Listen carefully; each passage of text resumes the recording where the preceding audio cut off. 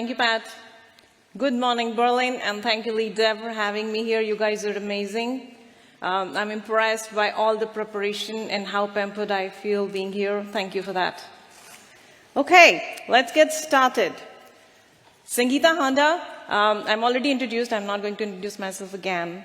I'll get started with my topic, scaling engineering organizations.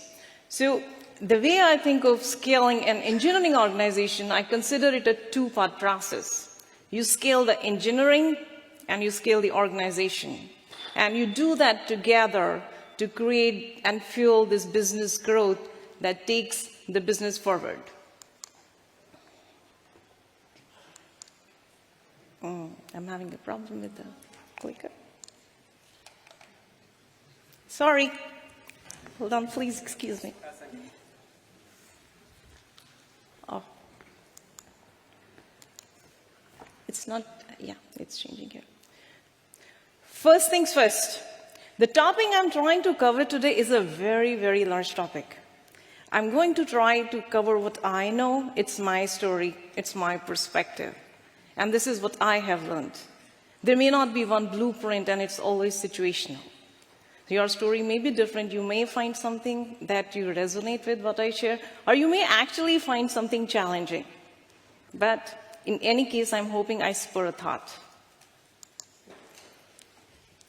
Giants need intention and effort to move. I've been part of a few growth stories, the last two being at Apple and then at Netflix.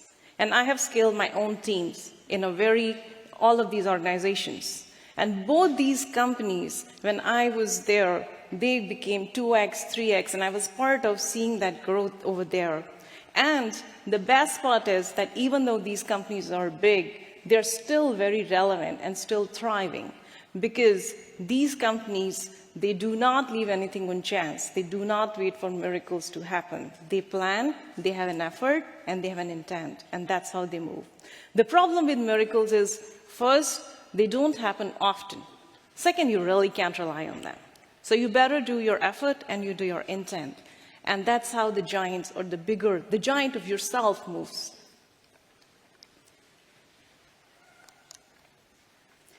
As I covered the topic, there are 4 parts. There could be many dimensions, but I am taking care of the 4 dimensions here as I initially covered between engineering and organizations that you need to scale as your organization is growing.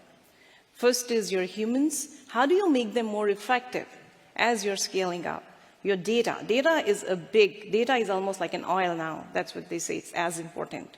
And then your systems, and finally the business growth. How do you partner with your business partners to really grow the business? Let's start with the first one, which is the most important one, humans. It's hardest and the most difficult part of your job as a leader to make sure that people in the organization are growing and scaling with you. So how do you keep your humans effective? The way I think of humans is there is this connection that exists, and there are these attributes. It doesn't matter how your scale changes. You have to make sure that you are connecting through these 4 attributes as link chains across your organization. There is context that needs to travel. There is care that needs to be felt, irrespective how big the organization is. And there is excellence, and there is accountability and empowerment of people.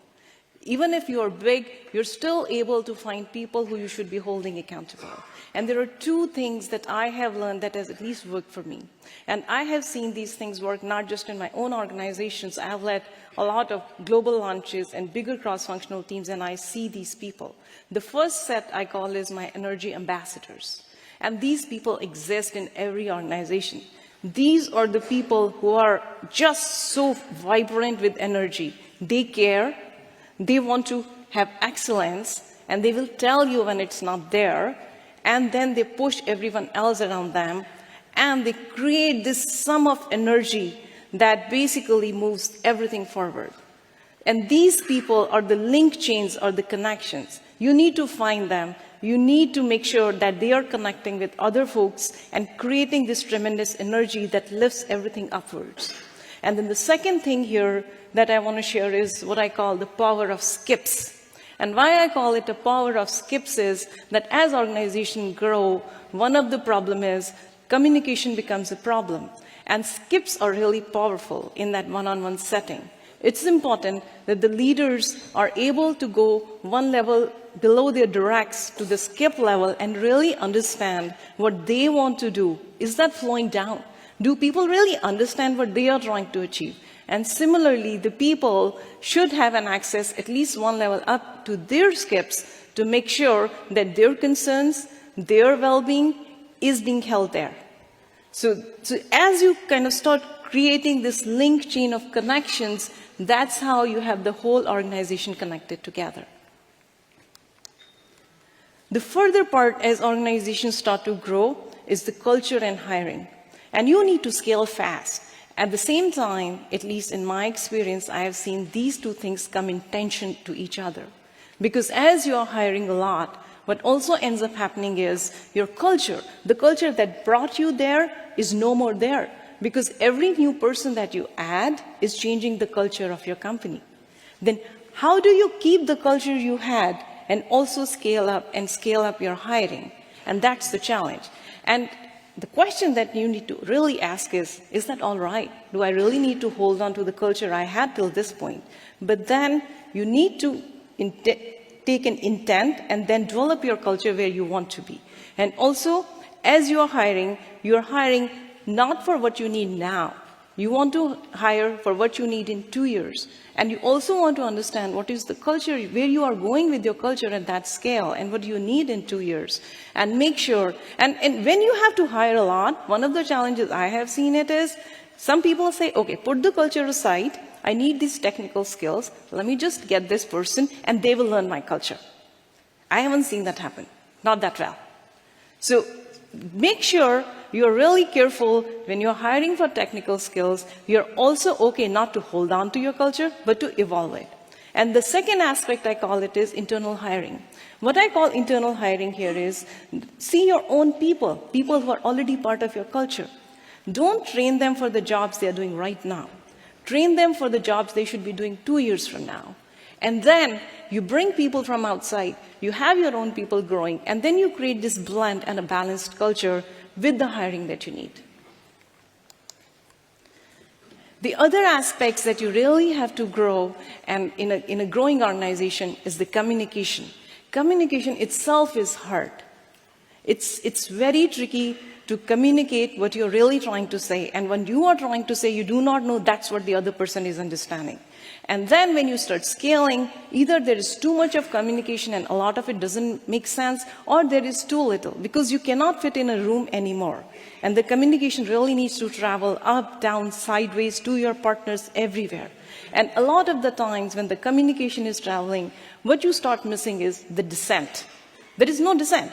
Everybody agrees with you. That's not really the healthier culture either. So you need to make sure you're harnessing this dissent and bringing it up. The second aspect is decision making. If every decision has to first go up and then come down, it cannot scale. You need to find leaders. We are all engineers, we are learning people, we have knowledge. And every time you have to make decision, you need to think, am I the best person to make this decision? I always try to push the decisions down where they belong. And I always question, am I the best person to make this decision today? If I am, I will take that decision. If I am not, I will empower the person who should be making that decision because they are the right person to make that decision. So this decentralized decision making helps you scale. It helps people feel empowered, but at the same time, what you're also doing is, in this context of decision making, you are ensuring the objectives are clear. The decisions are meeting a certain objective that you're leading through, and that decision is then theirs. And while we are a culture of more, we all want more. We want more responsibilities, we want more rewards. We are a culture of more, and we reward more, people who want to do more. Sometimes it's okay to do less. It's okay to say, no, let's not do more. So some complexity is expected in a growing organization. You just can't reduce it. But then you have to make sure that you are not just adding complexity for the sake of it. And then the second part is you want to do things right. But the question is, are you doing the right things? So always balance that. Always think of that. Is this something, the right thing for us to do? Because when everything is a priority, nothing is. This is a very simple scales test that I have used on my own organizations, and I have used on other organizations when I lead cross-functional efforts, because this is a way for me to very fast gauge where this organization, or even my own organization, as my own teams are. There are two things as you start scaling. The first thing that goes out the window is your impact directly tied to the mission of the company. Because you're so big now, you do not know what you're doing and how that really ties to the mission. And it's the job of the leaders to make sure that exists. They are able to break down the overall goal of the company and the mission to the mission of their own domains. So the first question is, can everyone in this team able to articulate and say how what they do really maps to the mission of that domain? And then the second is, does this team have stakeholder trust? Do their stakeholders really agree and feel that this team is going to deliver? And then the second is morale exercise. When you see a team, the question is, are people feeling that they're growing? And the growing doesn't mean just the career ladder. Growing in terms of, are they feeling challenged when they are a better version of themselves than before?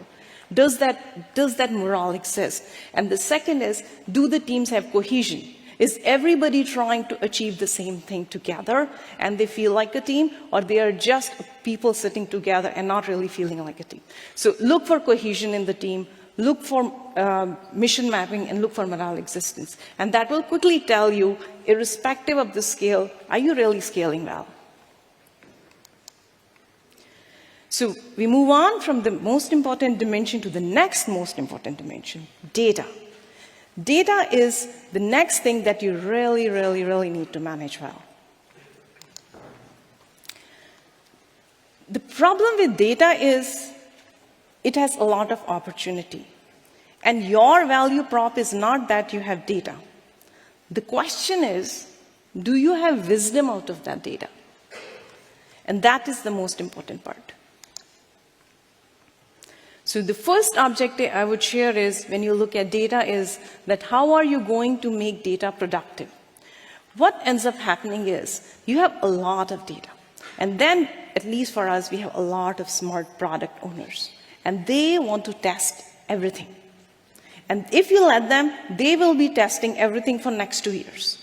And even though the business is going to change in next 6 months, but there's so many things you can test. There's so many things you can measure because you have data. But is that the right thing to do? And what should you really be doing? So as you start growing, your data starts growing, you really need to allow yourself to work and kind of really ask this question. What are we really measuring here? What are we really experimenting here? And how do we really rapid experiment so that our experiments are still relevant through this data? And make your data productive that way by really aligning on the metrics and also aligning on the tasks that you're doing. The second aspect of this thing is also around ML now, where a lot of companies want to harness ML, they want to use ML, they think they can solve every problem in the world with ML.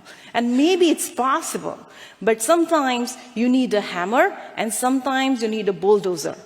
So know what you are really needing at that point. And then, if you invest in ML, make sure you invest in ML ops, because it's not a one-time story. You have to keep your data fresh. You have to really know your models are learning fine. You need it online, offline, use cases. Do you want to democratize it or not? So all this needs planning. So as you're trying to really make your data productive, you really have to take a good look around, how should you really be using this data? And once you have actually made the data productive, the second challenge I've seen is making data available. It's a bit of a problem there. So what I have seen is, we had a lot of data, we churned all the data, we created the queries, and we have the queries, and I'm staring at the results. And then my domain partner comes, who are non-technical, they come in, and they're like, what am I really staring at? So now you need to make this data available to them, because they're non-technical, but they are the domain experts. So they need to sometimes understand how this data is relevant for the business they are trying to run. And then they don't stop at that. They want to really get drowned in the data, and they want more data. And then making that data available in a visual, really crossing the journey of having data in your queries to some kind of a visuals at that scale is not easy. And you have to really think ahead. And once they really get the hang of the data that you just gave them, then they want the data that this other person has. Because if they connected that data to this data that they had, they can do more analysis. So you need to plan ahead, not in just terms of what data you're already making available, what other data needs to connect with this data and make all that available together. And finally, now everyone is drowned in data. Now you need to reduce data bloat, because it's like those garages where you can find of something multiple times, but what you're looking for, you cannot find, just because there's a bloat. So make sure your data is not bloating like that. Keep your data thoughtful, keep your data structured, respect your data. Respect your data, because there's a lot of data that you're collecting. There's a lot of governance and compliance and everything else that comes with it. So you make sure you understand the lineage of your data, you understand how you should store it, and really take care of it. The third dimension that I want to talk about is systems. And how do you really scale your systems as you're growing?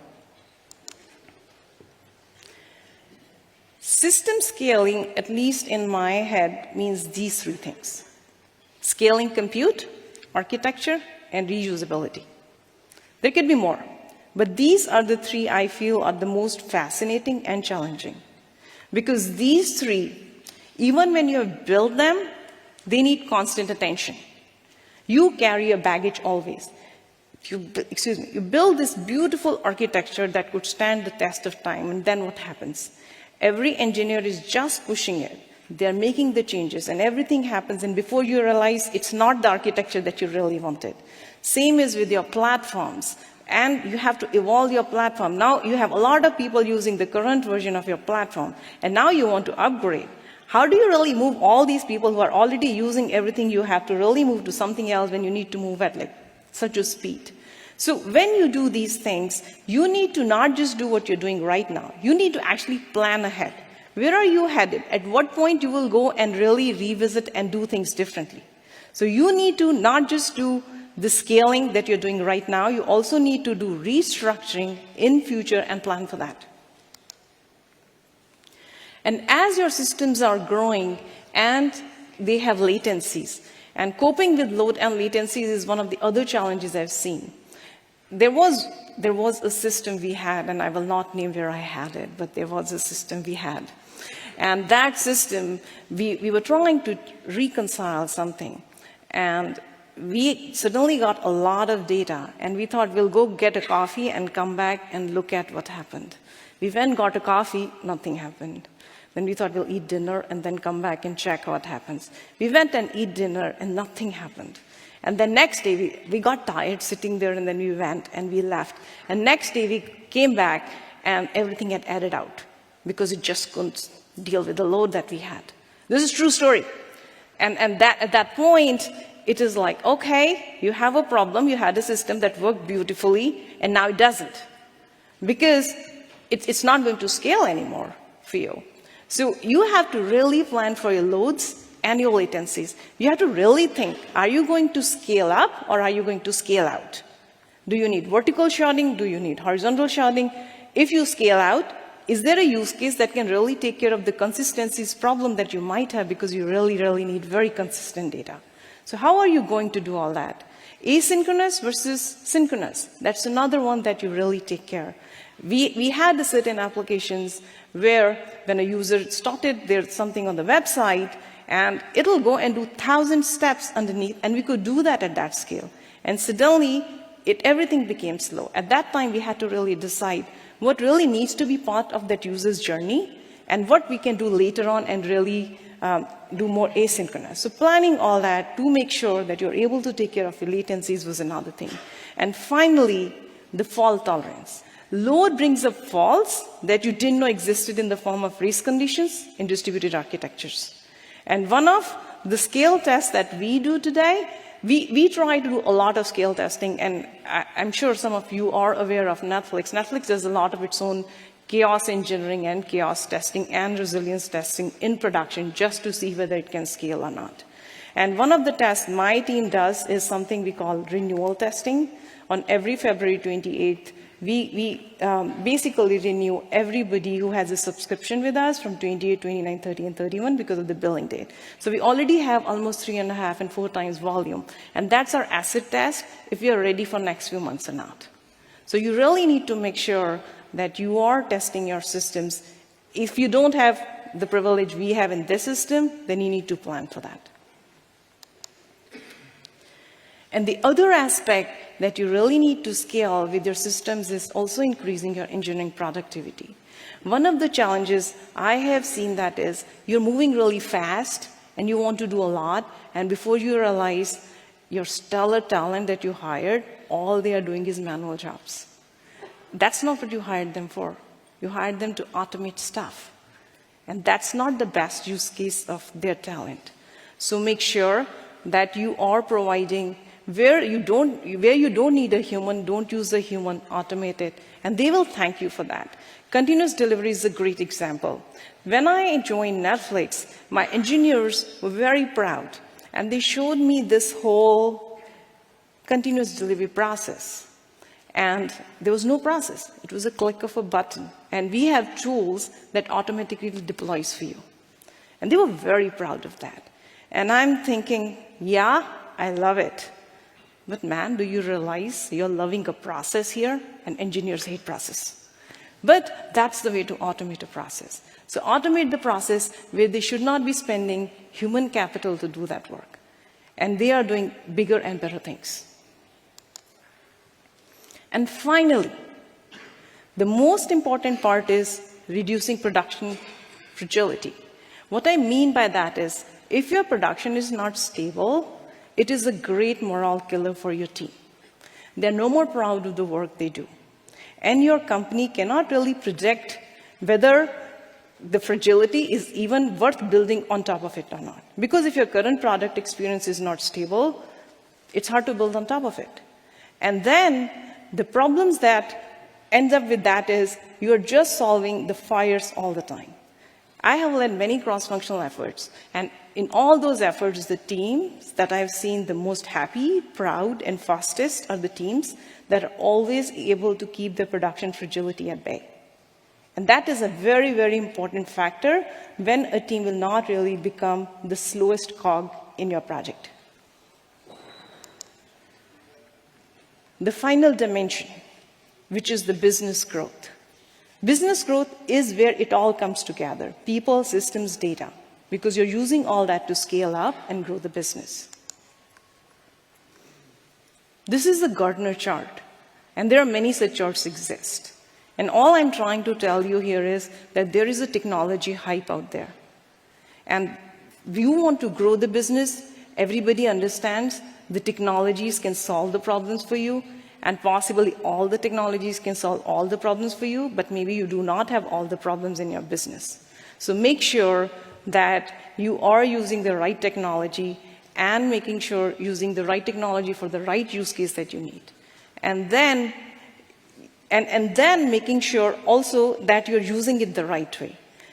Technology is so important today that there are so many titles that have come up in the C-suite of companies. You must have like the CTO, the CDO, the CAO, the CIO, the CISO, and all these are technology titles. And why are there so many C-suite titles for technologists? Just because everybody has realized that technology can unlock the growth that they will not have otherwise. And you are the technologist. So be not just the one in the background. Be a partner. Be the product strategist. See what problems the technology can solve for your business and do that. And force those conversations with your product owners and build the technology that you can release fast and you can optimize for the market and always stay ahead of the product. finally, leverage is not, in my mind, what is being done. It is always about why it is being done. And as you structure, as you really want to grow your business, you as a leader has many jobs.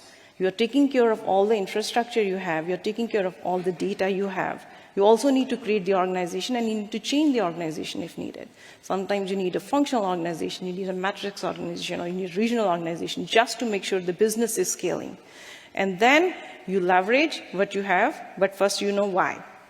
And then finally, once you do all this, it will pay off in exponential returns to your company. And finally, giants need intention and effort to move, and they can if they plan well. Thank you.